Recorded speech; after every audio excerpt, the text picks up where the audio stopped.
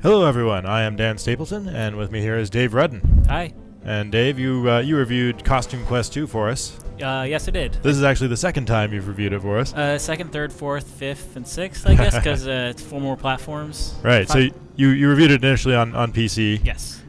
You gave it a 7.6 there, but they've actually fixed some stuff. This is the PS4 version you're playing right now. Yes, it is. But the biggest thing that they fixed. Actually, let's save that for a little bit. Yeah. What is it you like about this game? You like this game quite a bit. I did. It's really funny. Kidnapping is a good. It's got that kind of trademark Double Fine charm. It's got good ties into the first, though you don't need to have played it. Mm-hmm. It's a Halloween themed RPG. Yeah, and in addition to that, it's kind of got the it wears like influences like Earthbound on its sleeve. Mm-hmm. And the combat it's been improved over the first. There's a bit more nuance to it, a bit more strategy to your battles. And yeah, they did fix one of the biggest problems I had with the initial Steam release, which was healing after a fight. Yes. So that's no longer a pain. No. This is the combat you're getting into now? Yes. So you put on a costume and you become a different character, basically, right? Mm-hmm. And this was something, the first had this. The first had basically mini games for each character when they attack, and in this one it's just timing your attacks, a la Mario and Luigi. And what are some of the improvements to combat they made over the first one? I do like this better. You see, there's different timing for all these characters.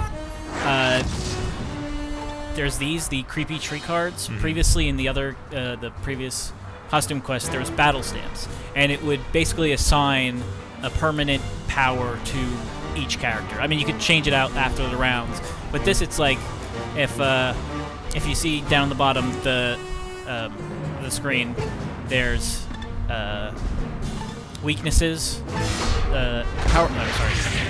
strengths and weaknesses for each character,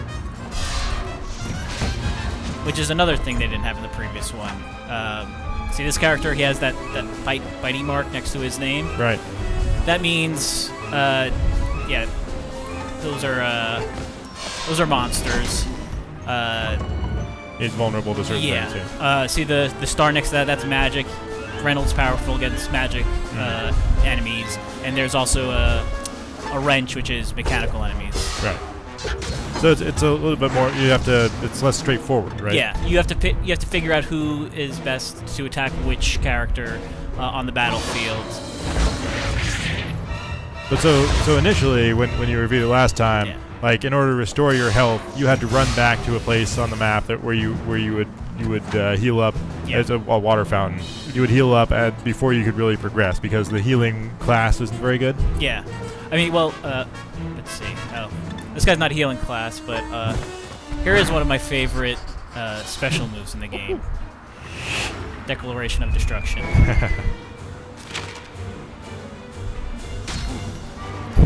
And every different character puts on their glasses a slightly different way, even ones that don't have arms. So the healing, it wasn't ideal in the initial release. You had to backtrack all the way to a water fountain, or use something like this in a battle. This guy's special is to give everybody a modest amount of health back. Laughter is the best medicine, kind of thing. But so now that they've fixed the issue, like after you leave combat, you can just basically push a button and heal yourself up, right? Yeah. What it does is it saps from your candy supply. Mm-hmm. It's always 25. Okay. Problem with that is that 25 is not a lot of candy in this game ever. Even after the first battle, you've probably got like 150 pieces of candy, and you just keep you get it almost anywhere. You bash things with your pail, and you'll get some candy there. So it's a inconsequential amount of candy. Yeah. So you can heal up basically for free, which in turn makes these healing abilities less important. So they've got an entire class of skills that is kind of useless now. I mean, it's slightly useful in a battle where you're just getting destroyed. Right.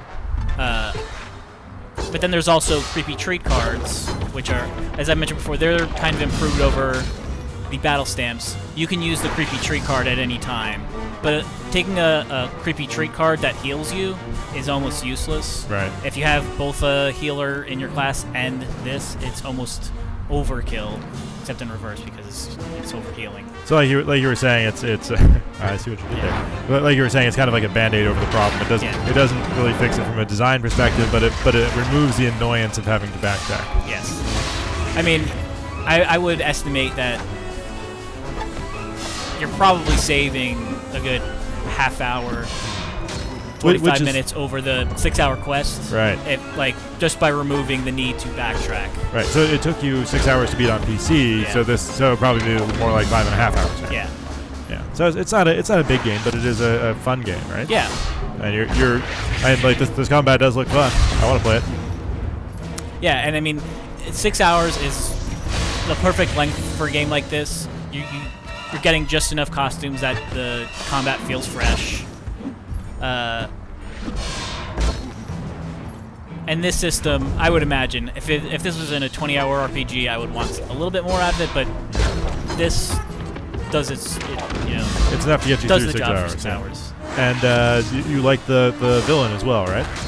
Yeah, I mean, the villains in the original Costume Quest were just this group of monsters and kind of nondescript.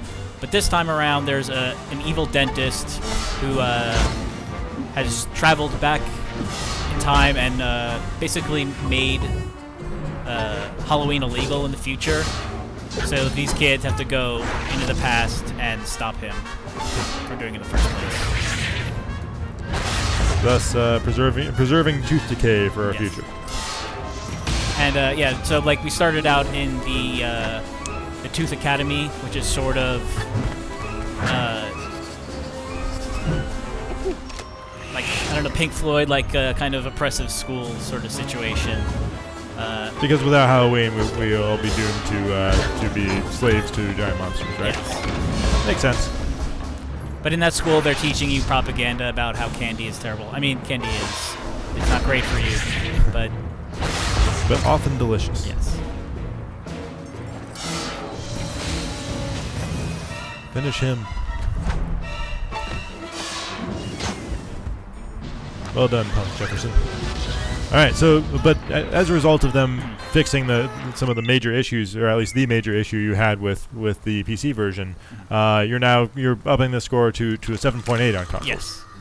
Yeah, like I said before, it's healing isn't completely fixed. It's now too easy instead of like annoyingly difficult.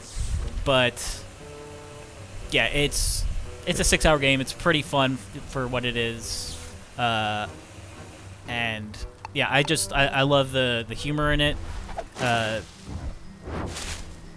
part of me misses in the first one how it was almost Earthbound-esque in that you would be going to these like really normal places like a school and a mall, and in this one you're in a oppressive school, which is a little bit different, and you're in the bayou at the beginning. It's not as not as relatable. Yes. Right.